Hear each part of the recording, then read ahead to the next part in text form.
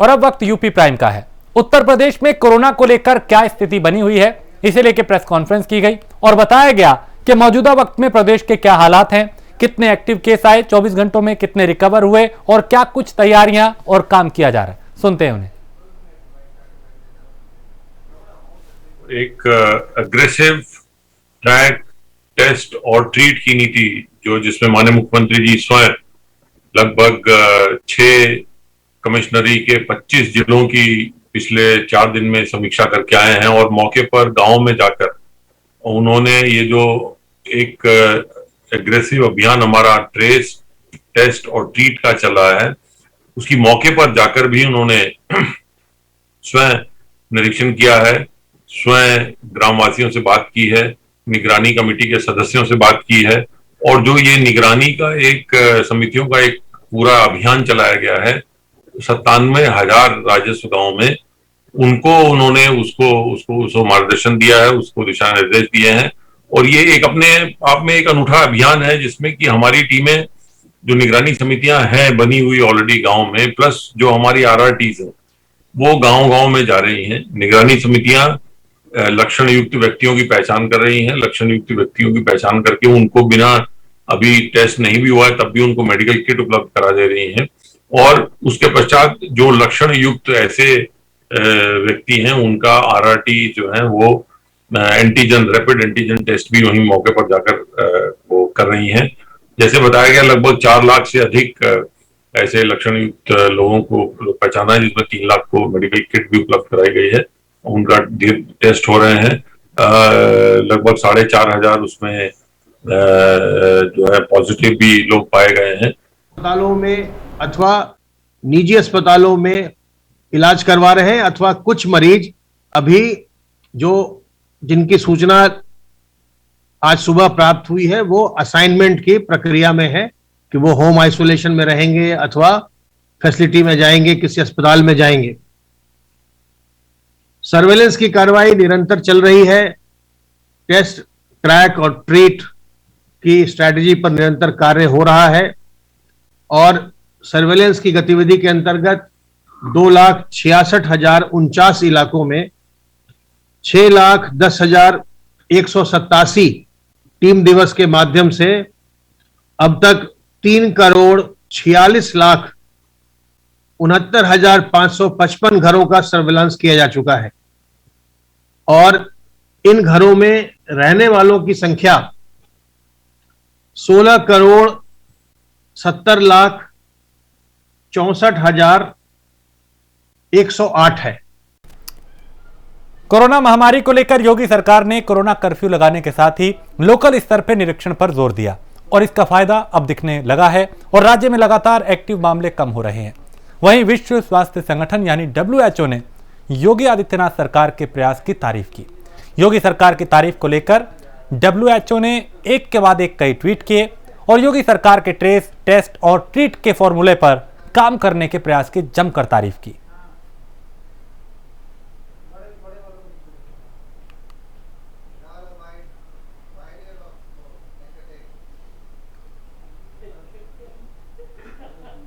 रक्षा मंत्री राजनाथ सिंह ने आज यानी मंगलवार को लखनऊ में कोरोना से लोगों को बचाने के लिए DRDO द्वारा अवध शिल्पग्राम में और HAL द्वारा हज हाउस में तैयार कोविड अस्पताल का जायजा लिया। यहां पर HAL और राज्य सरकार के सहयोग से तैयार 255 बेड के कोविड-19 अस्पताल का निरीक्षण किया। बता दें कि मुख्यमंत्री योगी आदित्यनाथ यूपी में कोरोना पर लगाम लगाने के लिए जमीनी स्तर पे एक्टिव है।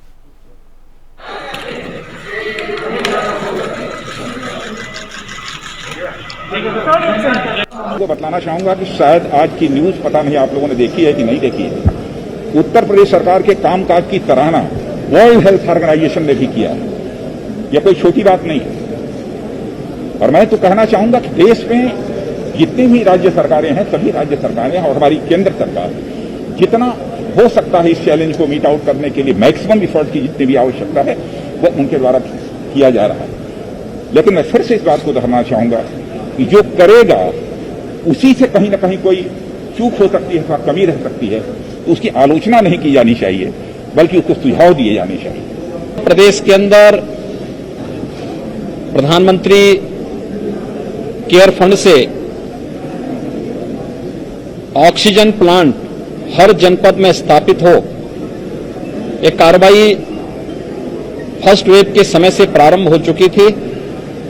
युद्ध स्तर पर वे प्लांट लग रहे हैं। सेकेंड वेव आने के बाद इसमें और तीव्रता आई है।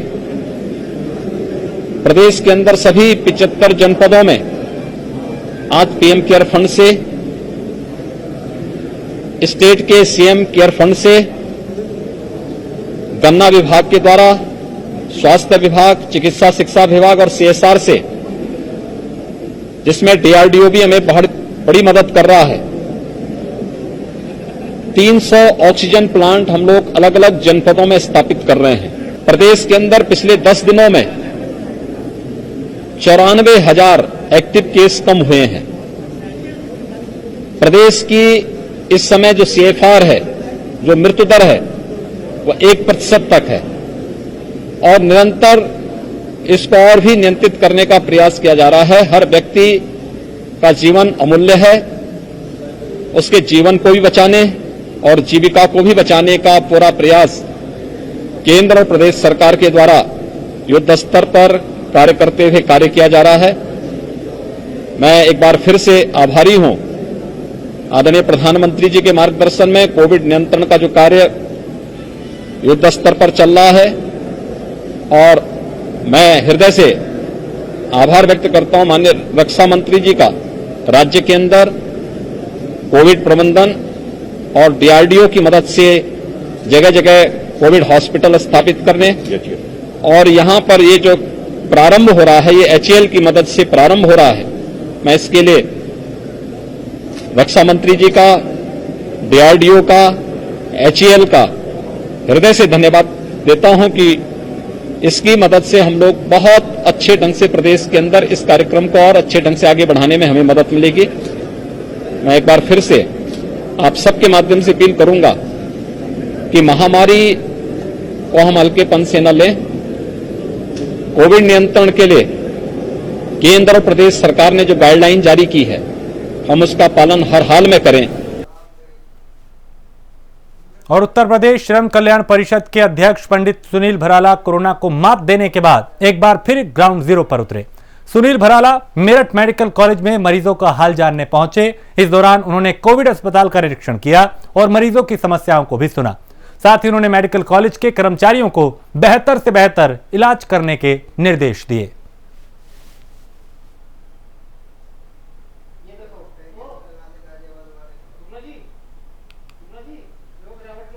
तो कोरोना को मात देकर सुनील भराला एक बार फिर मैदान में उतरे और यहां पे तैयारियों को परखते हुए नजर आए। हिदायत दी कि किसी भी तरह की कोई लापरवाही ना हो और लोगों को वक्त रहते सही वक्त पर सही इलाज मिले।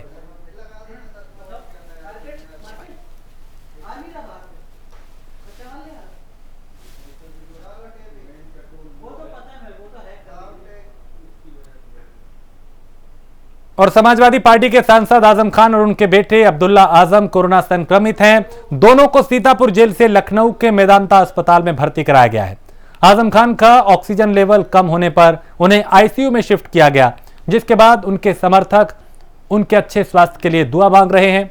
रामपुर में मंगलवार को समाजवादी समर्थक मोर्चा के राष्ट्रीय अध्यक्ष अजीम इकबाल खान के कार्यालय पर एक दुआ मांगी गई। इस दुआ में सभी लोगों ने आजम खान और उनके बेटे की सलामती की दुआ मांगी।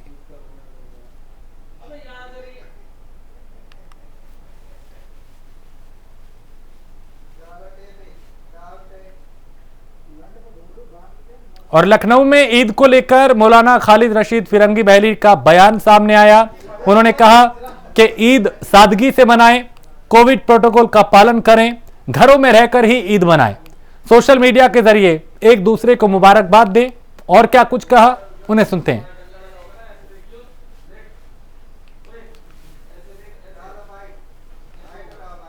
क्योंकि इस वक्त मुल्क में कई जगह लॉकडाउन है, कई जगह कर्फ्यू है, और लिहाजा सभी से ये अपील है कि ईद भी एकदम सादगी से मनाई जाए।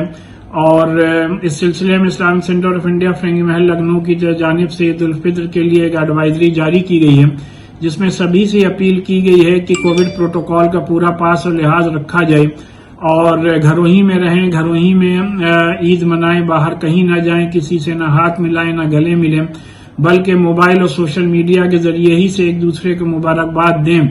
और जो लोग मस्जिद में रहते हैं वही 5 लोग मस्जिद में ईद उल फित्र की नमाज अदा करें, बाकी लोग अपने घरों में नमाज अदा करें। जिस घर में भी 4 हजरात या उससे ज्यादा हों वो बाजमात ईद उल फित्र की नमाज अदा करें, और जहां 4 से कम हों वो लोग अलग अलग चाश्त की नमाज अदा करें, और नमाज के बाद अल्लाह ताला से इस बीमारी के खात्मे के लिए दुआ करें, और नमाज से पहले सदक़े फित्र जरूर अदा कर दें, और अपने ईद के बजट का 50% गरीब और गुरबा में जरूर तकसीम करें, जिससे कि गरीब और गुरबा भी ईद मना सकें। घरों में सेवैयां जरूर पकाई जाएं, लेकिन किसी भी किस्म की शॉपिंग ना की जाए, बल्कि अल्लाह ने जो भी बेस्ट पॉसिबल कपड़े दिए हैं उन्हीं को पहनकर उन्हीं में ईद मनाई जाए। धौरहरा क्षेत्र से समाजवादी पार्टी से 2 बार विधायक रह चुके और पूर्व लघु सिंचाई मंत्री यशपाल चौधरी का हार्ट अटैक से निधन हो गया। वो कुछ दिन पहले कोरोना संक्रमित हुए थे, उसके बाद उनकी रिपोर्ट हालांकि नेगेटिव आ गई थी, यानी उससे वो रिकवर हो गए थे। यशपाल चौधरी धौरहरा क्षेत्र से 2 बार 1993 और 2002 में विधायक रह रुके थे वो, और आज उनका निधन हो गया। 2 बार वो विधायक रहे, समाजवादी पार्टी के एक बड़े नेता जिनका निधन हो गया। कुछ दिन पहले वो कोरोना की चपेट में आए थे, हालांकि उसके बाद वो रिकवर हुए, नेगेटिव रिपोर्ट आई, लेकिन हार्ट अटैक की वजह से उनका निधन हो गया।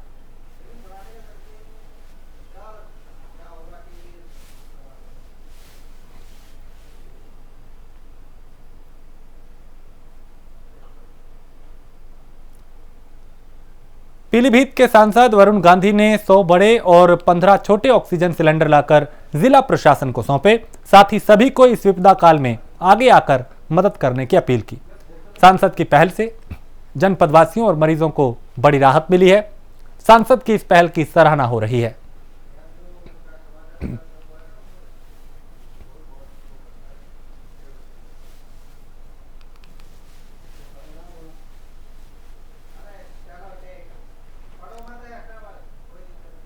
बिजनौर के डीएम रमाकांत पांडे ने सीएचसी नजीबाबाद का औचक निरीक्षण किया और इस दौरान सुरक्षा व्यवस्था का जायजा लिया। साथ ही चिकित्सक प्रभारी सर्वेश निराला से ऑक्सीजन के बारे में पूछताछ की और कोविड मरीजों के स्वास्थ्य के बारे में जाना।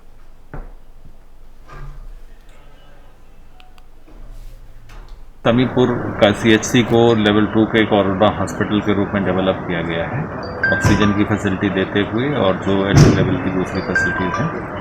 वहीं हमारा भ्रमण ये हुआ कि कहीं ऑक्सीजन की कमी तो नहीं है या कोई दवा की कमी तो नहीं है, तो वो पूरी चीज़ देखी गई है।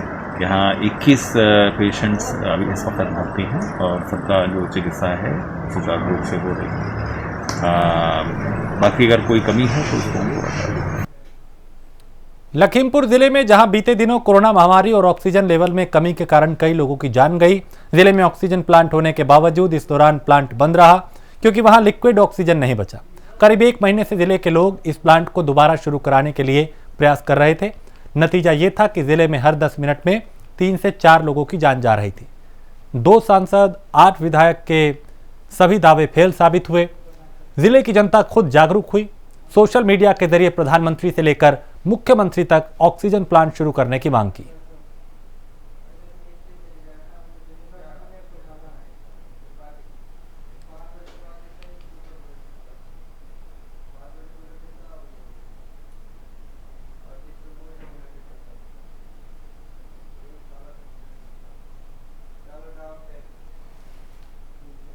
ग्रेटर नोएडा के जारचा थाना क्षेत्र के विद्युत नगर एनटीपीसी दादरी टाउनशिप को कंटेनमेंट जोन घोषित किया गया है। लगातार बढ़ रहे कोरोना के मामलों के चलते फैसला लिया गया।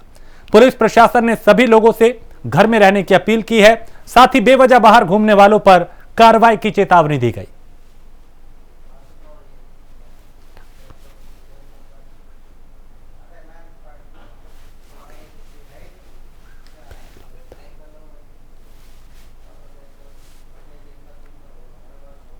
और शहरों के बाद अब गांव में कोरोना कहर बरपा रहा है।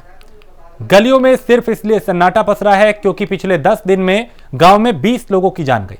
कोरोना से मौत होने के बाद सिर्फ गांव में एक बार स्वास्थ्य विभाग की टीम पहुंची। 16,000 की आबादी वाले गांव में सिर्फ 79 ग्रामीणों की जांच हुई, जिसमें 19 पॉजिटिव पाए गए। ग्रामीणों की माने तो तब से आज तक गांव में स्वास्थ्य विभाग की टीम एक दफा भी नहीं पहुंची। आलम यह है कि पूरे गांव में डर का माहौल है।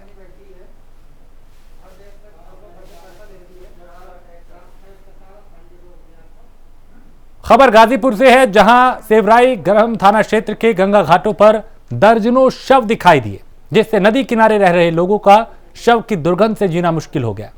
प्रशासन ने गंगा में जल प्रवाह पर पूर्णतः रोक लगा दी है। बावजूद इसके लोग कोविड-19 महामारी के दौरान हुई मौतें और सामान्य निधन में भी जल प्रवाह कर गंगा को दूषित कर रहे हैं।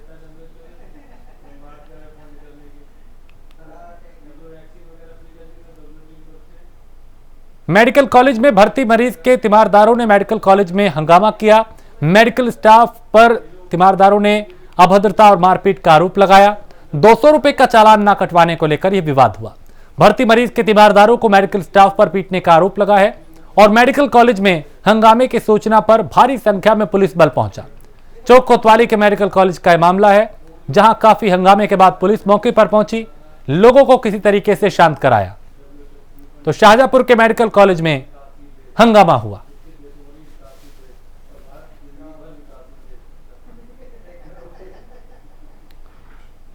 और कोरोना के बीच जौनपुर में लोगों के बीच लापरवाही देखी जा रही है। सरकार की गाइडलाइन को लोग नजरअंदाज कर रहे हैं। सुबह होते ही लोग बाजारों में सामान की खरीदारी करने पहुंच जाते हैं, जिसके चलते बाजारों में भीड़ देखी जा रही है। आलम यह है कि भीड़ में ज्यादातर लोग बिना मास्क के दिखाई देते हैं। न 2 गज की दूरी का पालन हो रहा है, न मास्क जरूरी का पालन हो रहा है, और वो भी तब जब कोरोना के मामले तेजी से बढ़ रहे हैं। लेकिन लोगों में जो जागरूकता होनी चाहिए वो दिखाई नहीं दे रही।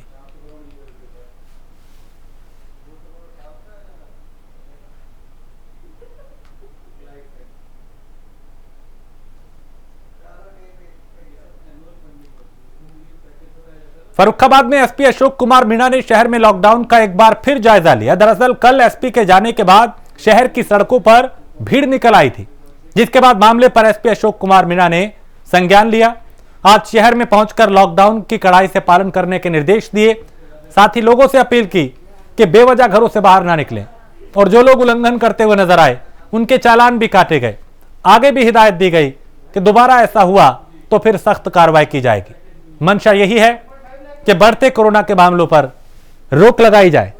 तो कोरोना नियमों का पालन करने की अपील की गई और यह कहा गया कि अगली बार अगर अनदेखी हुई तो फिर कार्रवाई की जाएगी।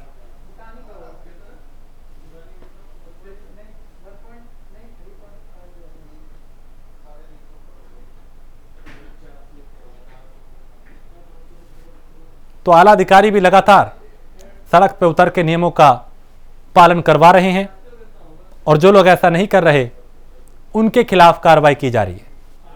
कहीं चालान किया जा रहा है, कहीं हिदायत दी जा रही है, और कहीं पर अपील की जा रही है।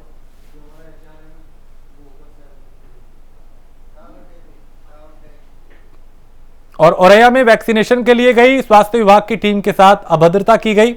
ग्रामीणों ने स्वास्थ्य विभाग की टीम के साथ बदसलूकी की और ग्रामीणों के गुस्से के बाद जो टीम थी वो वापस लौट गई। वैक्सीन को लेकर फैली अफवाह के बाद स्वास्थ्य विभाग की टीम के साथ बदसलूकी की गई। अचलदास सीएचसी अधीक्षक के साथ भी अभद्रता की गई और बिधुरा कोतवाली क्षेत्र के रुरुकला गांव का यह मामला है।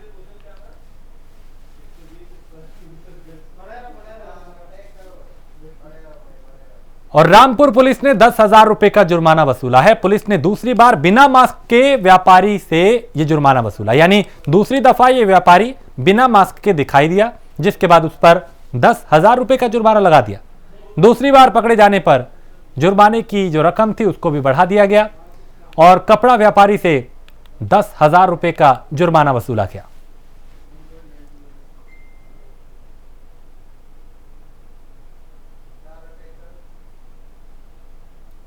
जालौन में शराब की दुकान खुलते ही लोग कोरोना नियम भूल गए। इस दौरान लोगों ने सोशल डिस्टेंसिंग की धज्जियां उड़ाई। पुलिस पूरी तरह लॉकडाउन और सोशल डिस्टेंसिंग का पालन कराने में नाकाम रही। कोंच कोतवाली क्षेत्र के कोंच नगर का यह मामला है और इस तरह की तस्वीरें आज प्रदेश के अलग अलग हिस्सों से सामने आई, जहां पे ठेके खुलते ही शराब के लोगों की भीड़ वहां पे देखी गई।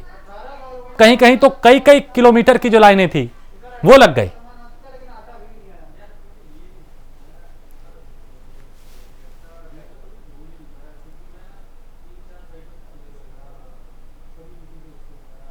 और अंबेडकर नगर में जहरीली शराब पीने से 4 लोगों की मौत हो गई। जहरीली शराब पीने से 4 की हालत गंभीर है। चारों को अस्पताल में भर्ती कराया गया है। ग्रामीणों ने आनंद फानन में 3 लोगों का अंतिम संस्कार कर दिया। एक युवक के शव को पुलिस ने पोस्टमार्टम के लिए भेजा है और जो घायल थे उनको अस्पताल में, यानी जिनकी हालत नाजुक है, जिनकी स्थिति गंभीर है, उनको अस्पताल में भर्ती कराया गया है। तो जहरीली शराब पीने से 4 लोगों की मौत हुई, जबकि 4 की हालत गंभीर बनी हुई है।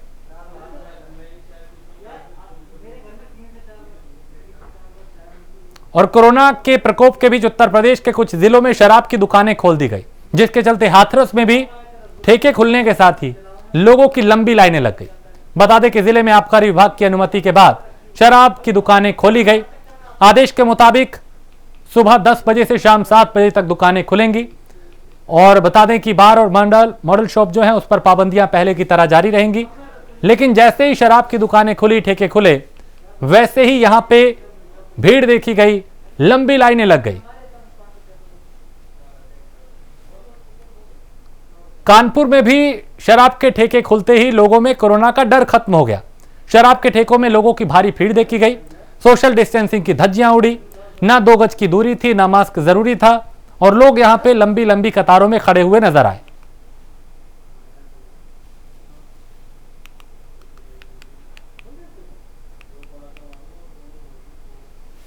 तो कानपुर हो या फिर सूबे का कोई दूसरा जिला, हर तरफ इस तरह की भीड़ आज नजर आई, क्योंकि कई दिनों से शराब के ठेके बंद थे।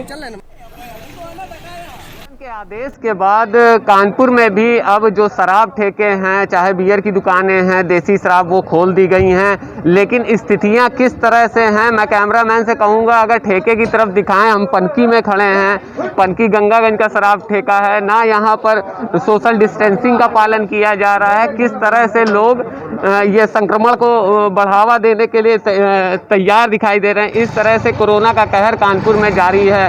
उसी कड़ी में आप देखिए किस तरह से लोग भीड़ लगाए हुए हैं। ना जो सरकार ने गाइडलाइन तय की थी कि सोशल डिस्टेंसिंग के पालन के लिए लगातार गोले खींचे जाएं, 2 गज की दूरी तय की जाए। उसके बाद भी आप देख रहे हैं किस तरह से 2 गज की दूरी का पालन नहीं हो रहा है। दूसरी तरफ जो विक्रेता हैं उनको बोला गया था कि मास्क लगाएं, शील्ड का प्रयोग करें। विक्रेता को अगर मैं दिखाऊंगा कैमरामैन, अंदर से वो बेच रहे हैं, ना मास्क लगाया हुआ है, ना हैंड में ग्लव्स हैं, ना सैनिटाइजर का कोई प्रयोग किया जा रहा है। कोरोना प्रोटोकॉल की ये ठेकों पे लगातार धज्जियां उड़ाई जा रही हैं। शासन के आदेश के बाद कानपुर में जितने भी शराब ठेके हैं उनमें भीड़ उमड़ी हुई है और सोशल डिस्टेंसिंग की लगातार धज्जियां उड़ाई जा रही हैं। लगातार आप देख रहे हैं जो विक्रेता भी हैं वो भी ना सोशल डिस्टेंसिंग का पालन कर रहे हैं। यहाँ पर प्रशासन का कोई भी एक आदमी नहीं दिख रहा है जो सोशल डिस्टेंसिंग का पालन कराए। कानपुर में लगातार मौतों का आंकड़ा बढ़ता जा रहा है, संक्रमण इतनी तेजी से बढ़ रहा है, उसके बावजूद भी ये हालात हैं।